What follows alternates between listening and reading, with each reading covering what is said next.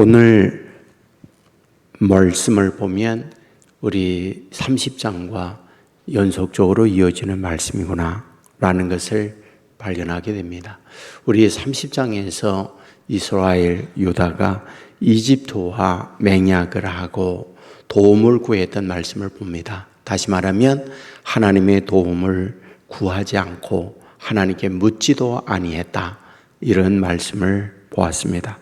다시 1절에 보면 동일한 말씀이 나옵니다.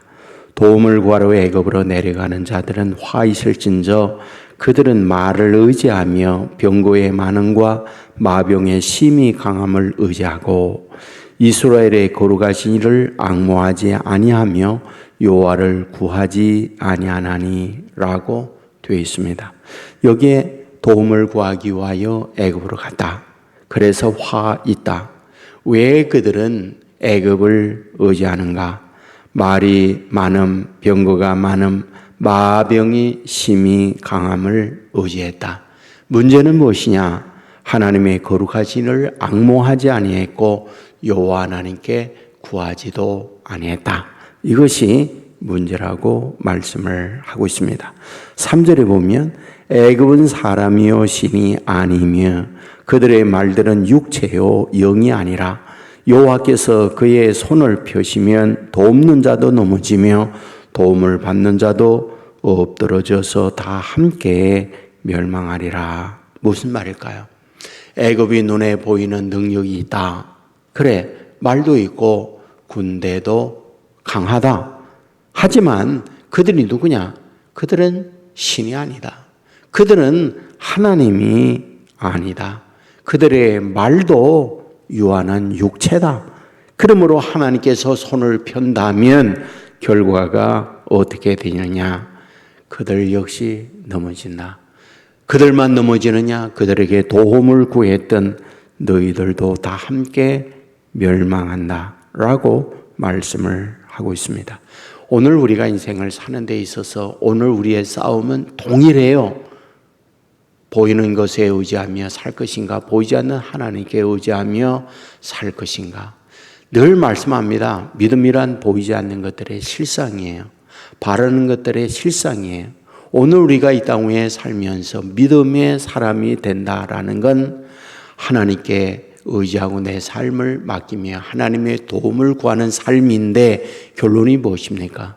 그 믿음이 큰 만큼 믿음대로 된다는 것이 성경이 우리를 향하여 약속하고 있는 말씀이다, 이런 말입니다. 그런데 오늘 이와 같은 책망의 말씀을 하고 있는데 동시에 뭐다? 희망을 말씀을 하고 있어요. 4절 이하에 보면 나 만군의 여호와가 강림하여 시온의 산과 그 언덕에서 싸울 것이라. 새가 날개 치며 그 새끼를 보호한 같이 난 만군의 여호와가 예루살렘을 보호할 것이라. 그것을 호위하며 건지며 뛰어넘어 구원하리라 라고 말씀을 하고 있습니다. 뭐예요? 하나님이 싸우신다. 그리고 새가 날개치며 그 새끼를 보호한 같이 만군의 여호와께서 예루살렘을 보호해 준다. 그것을 호위하며 건지며 뛰어넘어 구원해 주겠다. 구원의 약속, 희망의 말씀을 하고 있는 것을 봅니다. 그런데 여기서 우리에게 의문이 생기죠. 앞에는 애굽을 의지하기 때문에 애굽 의지하는 너와 애굽 역시 멸망한다 라고 말씀을 하고는 이어서 하나님이 시온에 강림하여 하나님이 싸워 주신다. 새가 날개치며 그 새끼를 보호한 같이 만군의 여호와께서 예루살렘을 보호해 주고 호위해 주고 건져 주시고 뛰어넘어 구원해 주시나 라고 말씀을 했으니 앞과 뒤가 맞지 않는가? 우리는 이런 생각을 가질 수 있죠. 그런데 여기서 우리에게 다시 한번 말씀하고자 하는 하나님의 의도가 있다. 그러면 하나님께서 우리에게 말씀하고자 하는 하나님의 의도란 무엇일까?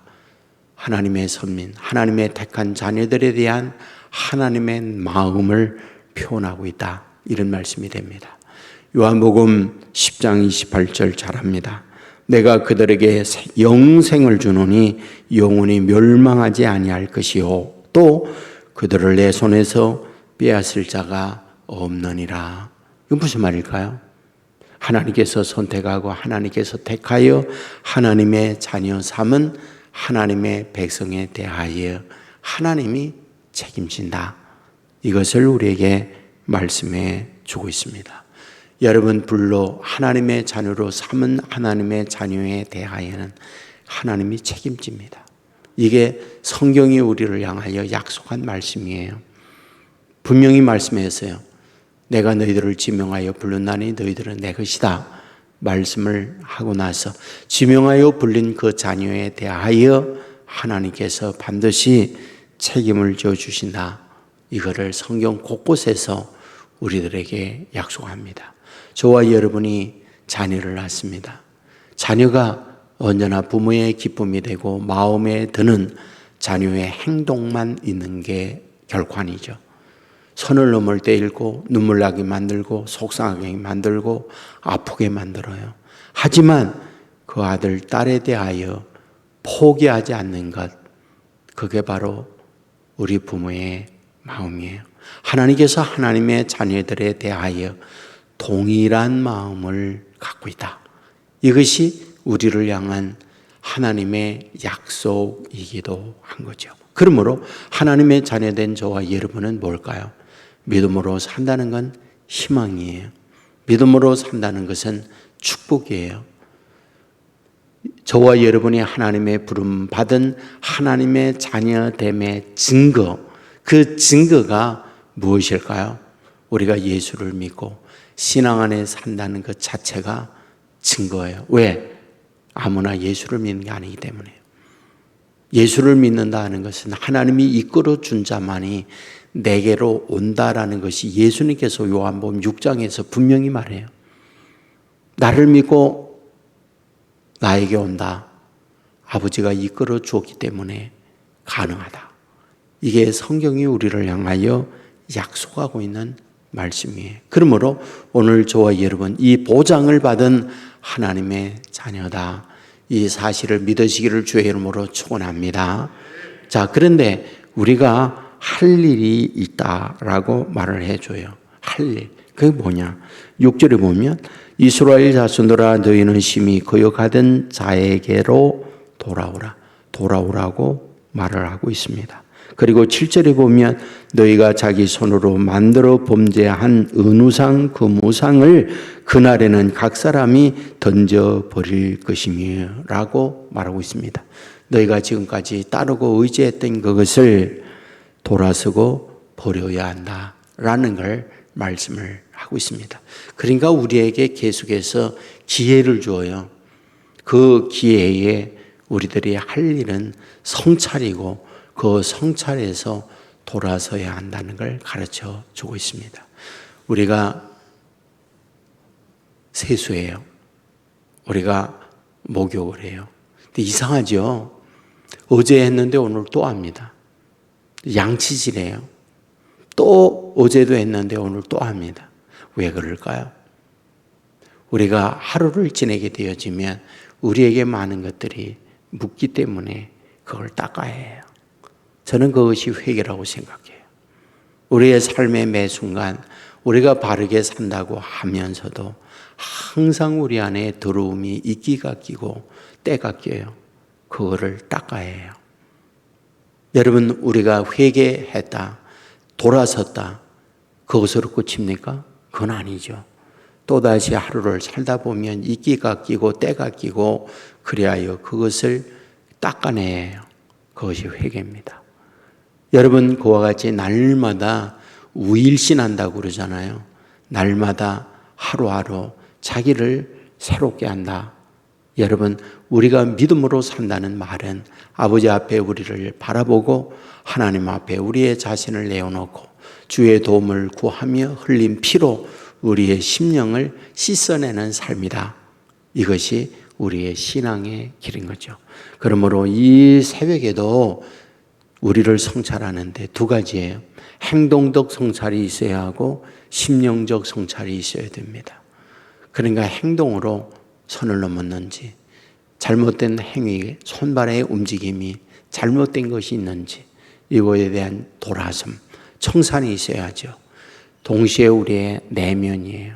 하나님께서 늘 중심을 보기 때문에 우리의 마음의 추함을 늘 말씀의 거울 앞에 비추면서 내 안에 수많은, 남은 몰라요, 나만이 알고 있는 그런 부분들을 주 앞에 자백하고 고백함으로써 우리의 심령을 새롭게 할 때에 그 마음을 주님께서 보시고 그 안에 하늘의 복을 쏟아붓는 거죠. 늘 얘기하죠. 그릇이 깨끗해야 그곳에 당긴다고요. 더러운 것이 당기면 그 더러운 것 때문에 당기지 못한다고요. 우리 말씀을 하고 있잖아요. 너희와 하나님 사이가 가로막히는 것이 있는데 죄라고. 그 죄의 담을 흘려야만이 하늘로부터 오는 하나님의 능력과 은혜가 임한다고 성경이 우리를 향하여 약속하고 있는 거잖아요. 그래서 날마다 우일신하는 삶이 있어야 한다라는 거죠. 그 우일신하는 것은 자기를 성찰하고 아버지 앞에 나 자신을 고백하는 삶이에요. 이 새벽에도 이런 마음으로 아버지 앞에 나아가 우리의 심령이 새로워지고 새롭게 된 우리의 심령 안에 위로 주시는 축복이 가득 채움을 입는 복된 새벽 되기를 주의 이름으로 축원합니다. 기도하겠습니다. 은혜로우신 아버지 하나님, 잠든 우리를 깨워주시고 주의 전에 나와 하루를 기도하며 시작하게 하시니 감사함을 드립니다.